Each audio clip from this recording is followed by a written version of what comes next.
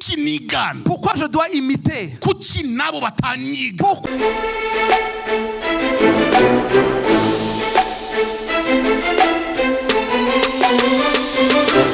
Umukristo Un chrétien utazi valeur y'umusaraba qui ne connaît pas la valeur de la croix. akavuga ngo ibyiza nuko nasubira mu kabari, Et il dit la beauté des choses c'est de retourner ibyiza dans le nuko monde. nasubira gusambana, Que je retourne dans le monde. ibyiza nuko nasubira mu butayu, Je retourne dans le ibyiza nuko désert. nasubira muri bariya. Je retourne encore chez mes amis, mes anciens amis. Ntuzagera Kanani. Tu ne pourras jamais atteindre ton Canaan. Bisobanuye ngo Ça veut dire, uhinduye ubusa imbaraga z'umusaraba, tu changes, tu rends au néant la uhinduye puissance de ubusa la croix. imbaraga z'umusaraba, Tu rends au néant la uhinduye puissance ubusa de la imbaraga croix. z'isezerano, Tu rends au néant la puissance uhinduye de la ubusa croix. imbaraga z'amaraso ya Yesu. La puissance et la valeur du sang. Usigaye ushaka gusa n'abanyamahanga, Tu veux être comme les gens du ni monde. nkaho imbaraga zakuvanyeho uzihinduye ubusa, Comme si la puissance qui t'a attiré, ni tu nkaho rends au néant. serivisi Yesu yakoze ku musaraba ihindutse ubusa. C'est comme si tout ce que Christ a fait à la croix, c'était rien pour ngo toi. kera nkiri kumwe n'abacome n'abablonde bo twari tumeze neza we. Quand j'étais avec des chums et des blondes, c'était correct.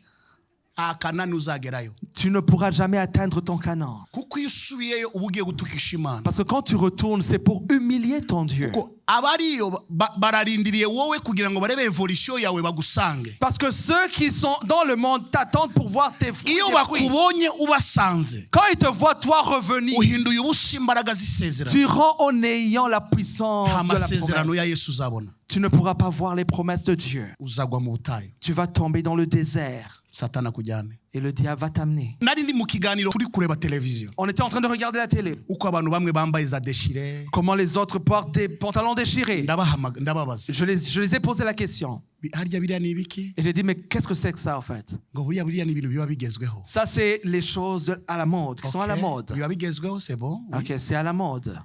None se ni ibiki wowe wakora Qu'est-ce que, ngo nawe bigerweho nawe bakurebe? qu'est-ce que toi tu peux faire qui est différent pour que maintenant tu deviennes aussi un Kuki repère, ngomba une kwambara référence? ipataro icitse kuko nabonye umusitari yambaye? Pourquoi tu dois porter un pantalon déchiré parce que tu as vu une star porter le même Kubera iki? pantalon? Pourquoi?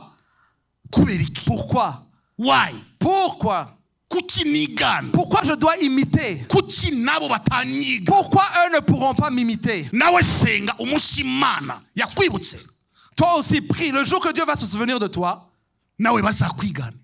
ils vont aussi t'imiter. Apana kujya kuri televiziyo ekra Ne sois pas juste devant l'écran. ngo kuko ubonye umusitari yambaye ikintu ngo nawe mu gitondo ugiye kucyambara. Parce qu'une star porte quelque chose, moi aussi je dois porter Ayo quelque ni chose. amashetani mabi. Ça, c'est les démons qui sont en train de te souffler de n'importe quoi. Ntabwo nakwigana ijwi ry'umuntu, Je ne peux pas imiter la voix de quelqu'un. sinzigana imyambarire Je ne y'abantu, vais même pas porter le même style des gens. nzambara icyo numva umutima wanjye ukwiriranye nacyo. Je vais porter selon ce que mon cœur veut. Pana amadeshire mu rusengero. Pas les déchirer à l'église. Niba uzi neza ko umwuka wera avugana nawe, Si tu sais très bien que l'Esprit de Dieu te parle, c'est bon, très bon. c'est bon.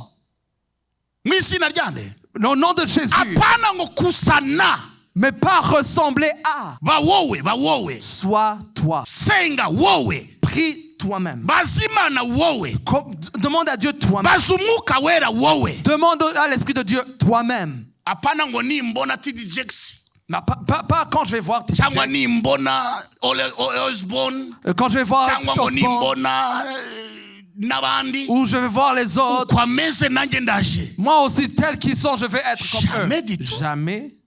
aho asengera niwe ubiziranyeho n'Imana yiwe. Là où il prie, c'est lui avec son Dieu. Tuhindure imyumvire, Changeons nos we mentalités. kugendera mu myumvire y'abandi, De marcher dans les mentalités des autres. genda mu myumvire yawe, Marche dans tes korera ta mu myumvire mentalité. yawe, Dans tes gira mentalités, dans tes design pensées. zawe. Fais ton propre design. No mu rusengero tugutangarire. Même ici à l'église, on soit étonné de te Uzi ko voir. hari umukobwa ugira design ye? Et on dit, il y a une fille ici qui fait du design.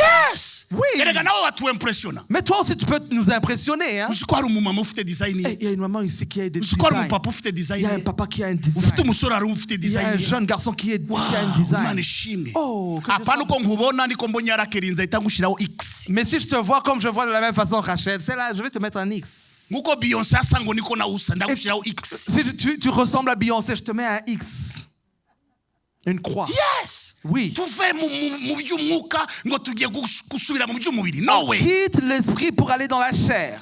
Impossible. Tugaruke tugaruke Revenons. kugira ngo tugere Kanani. Pour qu'on puisse arriver à Ntidushobora Canaan. kugera Kanani Tu ne peux pas arriver à turimo Canaan gukururana n'imyumvire ya Egiputa. avec les pensées de égyptiennes. Ntibikunda. Impossible. Niyo mpamvu iyo dufite imyumvire ya Egiputa tukayizana mu masezerano, C'est pour ça que quand on a des pensées de l'Égypte et on amène ça dans les Tubura promesses, Imana.